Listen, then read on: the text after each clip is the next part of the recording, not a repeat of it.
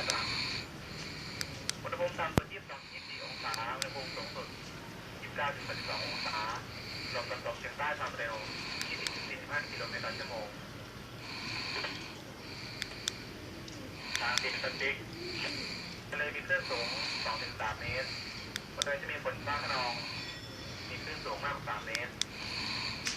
อันดามันตอนล่างทะเลมีคลื่นสูงประมาณ2 เมตรโดยมีฝนฟ้าคะนองมีคลื่นสูงมากกว่า2 เมตร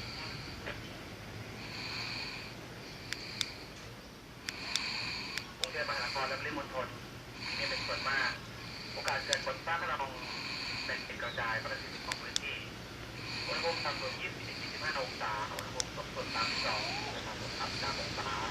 มตะวันตกเฉียงใต้ความเร็ว30กิโลเมตรต่อชั่วโมง